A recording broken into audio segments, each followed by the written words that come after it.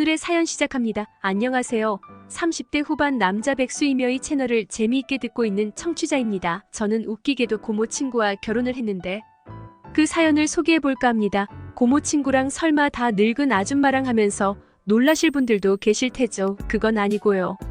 일단은 저희 집의 가계도부터 먼저 설명을 드리면 이야기가 쉬울 듯 알려드리도록 하죠. 우선 저의 고모는 지금 40 중반이고 저보다 겨우 6살이 많습니다. 고모는 7남매의 막내로 태어났고 저의 아버지보다는 22살 어립니다. 그러니까 저의 할머니가 17살일 때 저의 아버지를 낳았고 이후로 22년의 세월이 흘렀을 때 막내인 고모를 낳았지요.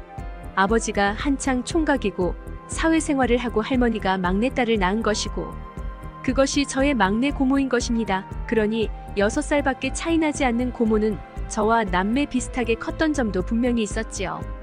명절이 되어 할머니 댁에 가서 고모와 한창 재미있게 놀다가 치고받고 싸우기도 했고 그럴 때면 어른들은 고모한테 누가 그따위로 구느냐 하면서 저한테 막꿀밤을 먹이고 벌을 세우고 난리도 아니었습니다. 부모가 워낙에 어른들한테 단단히 교육을 받았던지라 저한테는 항상 기강을 잡으려 들며 이리저리 간섭도 하고 어른인 척 굴었는데 그것이 늘 싸움의 원인이 되곤 했지요. 그러다가 제가 20대가 되고 나니 고모도 어느덧 저를 어른 취급을 해주기 시작했습니다. 고모는 한창 직장 여성이 되어 있었고 저는 대학 신입생이던 2005년 어느 날 고모랑 맛있는 것을 먹는다며 신나서 나갔고 그 자리에 고모 친구가 떡하니 나와 있었습니다. 그녀는 아주 새초롬하고 단정한 블라우스 직장 여성의 상징인 무난하고 깔끔한 정장 치마를 입은 미인이었습니다. 제가 크림카레에 우동을 좋아한다고 하니 그녀는 더 이상 고민할 것도 없이 다들 그걸로 통일하자며 메뉴를 취합해서 저를 유달리 배려해주는 눈치를 보여주었습니다. 그런 작은 배려가 저의 마음속으로 살며시 들어왔고 저는 이미 어른으로 살고 있는 그녀를 숭배하듯 바라보았습니다.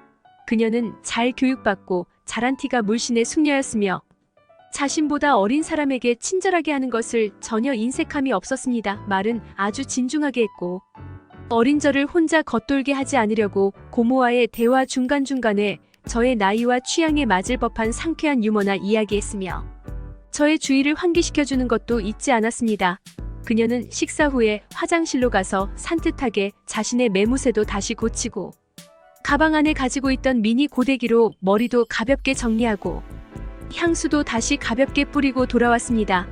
나중에 고모가 그날을 이야기하기를 사실은 그날 그녀를 소개하려고 같이 나온 것이 아니었다고 합니다. 그저 자기 친구 중에 그나마 까탈스럽기까지 할 정도.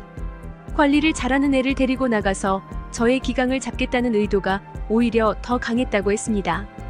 고모랑 저는 그 즈음에 어린애 마냥 티격태격하던 기운이 아주 완전히 사라진 것은 아니었기에 고모는 저의 정신교육도 간접적으로 시킬 겸 다소 고리타분하고 철저히 성 안에서 움직이는 친구를 데려와서 모범 사례로 보이겠다는 단순한 생각을 하고 있었던 거였죠.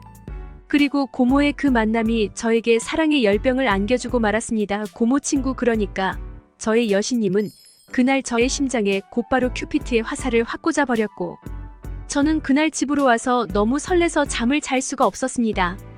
친구들은 다들 여름방학을 맞아서 계곡이나 바다로 놀러 간다고 이리저리 계획을 짜느라 정신이 없이 전화기를 올려대는데 저는 그녀 생각에 미칠 것만 같았습니다.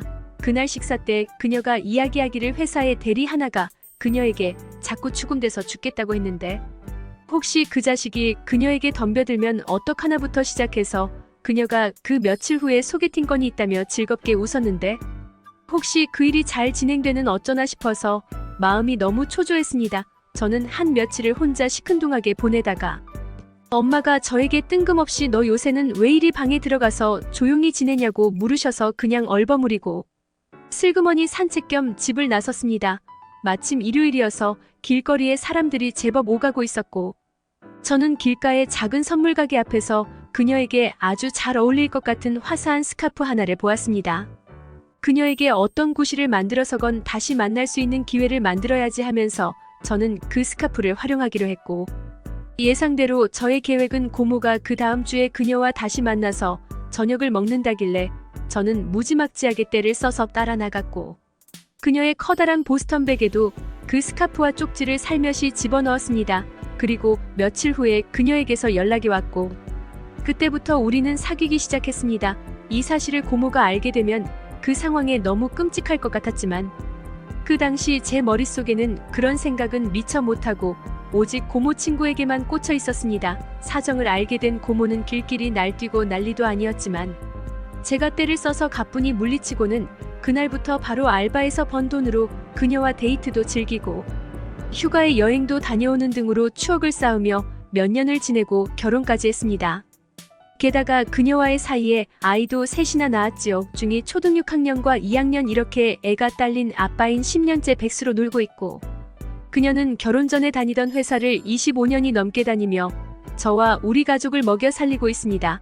고모랑 그녀는 지금도 절친으로 만나며 저에 대한 유쾌한 험담을 하거나 고모랑 제가 어린 시절에 치고받고 싸우던 일을 이야기하며 같이 웃기도 합니다. 제가 한창 그녀에게 접근하고 싶어 할 때 저희 엄마는 이미 고모를 통해서 내막을 듣고는 제가 그녀를 마음에 두고 절절 맨다는 것을 그날 눈치채셨다고 나중에야 말씀하시더군요.